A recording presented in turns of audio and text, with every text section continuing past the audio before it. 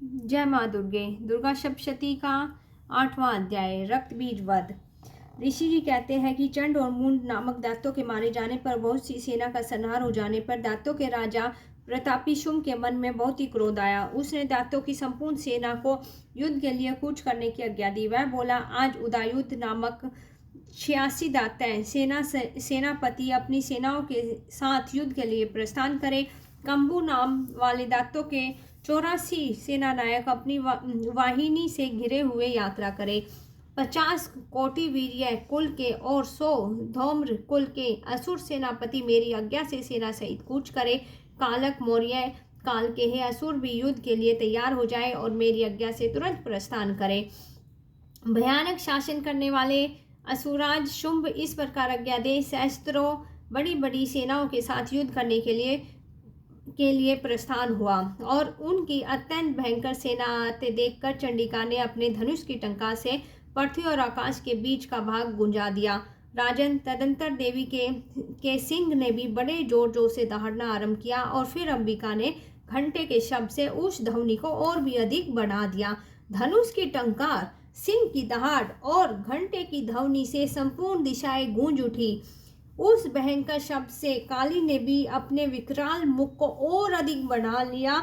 इस प्रकार वे विजयिनी हुई और उस तुमुर नाद को भी सुन के दैत्यों की सेनाओं ने चारों ओर से चंडिका देवी, सिंह और काली देवी को क्रोधपूर्वक घेर लिया।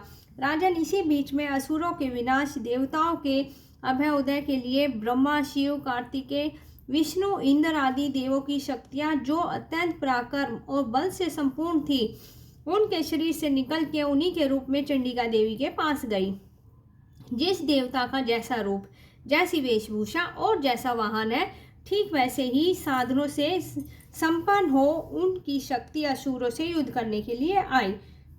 सबसे पहले हंस युक्त विमान पर बैठी हुई अक्षसूत्र और कमंडलू से सुशोभित ब्रह्मा जी की शक्ति उपस्थित हुई, जिसे ब्रह्मणी कहते हैं। महादेव जी की शक्ति वृषभ पर आरूढ़ हो, हाथों में श्रेष्ठ त्रिशूल धारण किए हुए, महान नाग का कंकन पहने और मस्तक में चंद्र रेखा से विभूषित हो वहां आ पहुंची। कार्तिकेय की शक्ति रूपा जगदम्बिका उन्हीं का रूप धारण किए हुए श्रेष्ठ मयूर पर आरूढ़ हो, हाथों में शक्ति लिए हुए दैत्यों से युद्ध करने के लिए आई। इस प्रकार भगवान विष्णु की शक्ति गरुड़ पर विराजमान हो, शंख, चक्र, गदा, धनुष, खड़ग हाथों में लिए हुए वहां पर आई। अनुपम यज्ञ वाराह का रूप धारण करने वाले श्री हरि की जो शक्ति है, वहां भी वाराह शरीर धारण करके वहां उपस्थित हुई। नारसिंगी शक्ति भी नरसिंह के समान शरीर धारण करके वहां आई और उनकी गर्दन के बालों के झटके से आकाश के तारे बिखरे पड़े थे। इसी प्रकार इंद्र की शक्ति वज्र हाथ में लिए हुए गजराज एरावत पर बैठकर आई। उनके भी सहस्त्र नेत्र थे। इंद्र जैसा स्वरूप था वैसा ही उनका भी था। तदंतर उन देव शक्तियों से घिरे हुए महादेव जी ने चंडिका से कहा, मेरी प्रसन्नता के लिए तुम शीघ्र ही उन असुरों का संहार करो। जब दैत्यों के शरीर से अत्यंत भयंकर और परम उग्र चंडिका शक्ति प्रकट हुई, जो सैकड़ों गीदड़ों की भांति आवाज करने वाली थी, और उस अपराजिता देवी ने धूमिल जटा वाले महादेव जी से कहा, भगवान आप शुंभ और निशुंभ के पास मेरे दूत बन के जाइए और उन अत्यंत गर्वीले दानव शुंभ और निशुंभ दोनों से कहिए कि साथ ही उसके अतिरिक्त जो दानव युद्ध के लिए वहां पर उपस्थित हो, उनको भी ये संदेश दीजिए, दैत्यों, यदि तुम जीवित रहना चाहते हो तो पाताल को लौट जाओ। इंद्र को त्रिलोकी का राज्य मिल जाए और देवता यज्ञ भाग का उपभोग करे। यदि बल के घमंड में आके तुम युद्ध की अभिलाषा रखते हो तो आओ। मेरी सिवाय योगिनियां तुम्हारे कच्चे मांस से तृप्त हो, जो कि उस देवी ने भगवान शिव को दूत के कार्य के रूप में नियुक्त किया था, इसलिए वे शिवदूती के नाम से संसार में विख्यात हुई। और वे महादात्य भी शिव शंकर के मुख से देवी के वचन सुन के क्रोध में भर गए।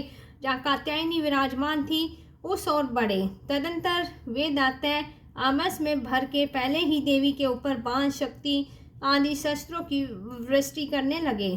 तब देवी ने भी खेल खेल में ही धनुष की टंकार की और उससे छोड़े हुए बड़े बड़े बाणों द्वारा दैत्यों के चलाए हुए बाण, शूल, शक्ति और फंसों को काट डाला। फिर काली उनके आगे होकर शत्रुओं को शूल से प्रहार करते हुए विदर्न करने लगी। खटवांग से उनका कचुम्बर निकालती हुई रणभूमि में विचरने लगी।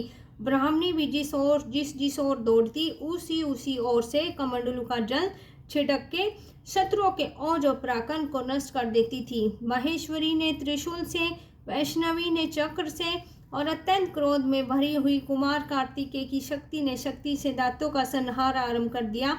इंद्र शक्ति के वज्र प्रहार से विदर्न होकर सैकड़ों दैत्य दानव रक्त की धारा बहते हुए पृथ्वी पर सो गए। वाराही शक्ति ने कितनों को ही अपनी थूथन की मार से नष्ट किया और कितनों की छाती छेद डाली। कितने ही दैत्य उनके चक्र की चोट से विदर्न होकर गिर पड़े। नारसिंही भी दूसरे महादातों को अपने नखों से विदर्न करती हुई खाती सिंहनाद से दिशाएं और आकाश को गुंजाती हुई युद्ध क्षेत्र में विचरने लगी। कितने ही असुर शिवदूती के प्रचंड अट्टहासों से भयभीत होकर पृथ्वी पर गिर पड़े और गिरने पर उन्हें शिवदूती ने भी उस समय अपना ग्रास बना लिया। इस प्रकार क्रोध में भरे हुए मातृगणों को नाना प्रकार के उपायों से बड़े बड़े असुरों का मर्दन देखकर दैत्य सैनिक भाग खड़े हुए। मातृगणों से पीड़ित दैत्यों को भी युद्ध से भागते देख रक्त बीज नामक महादैत्य क्रोध में भर के युद्ध करने के लिए आया। उसके शरीर से जब रक्त की बूंद पृथ्वी पर गिरती तब उसके समान शक्तिशाली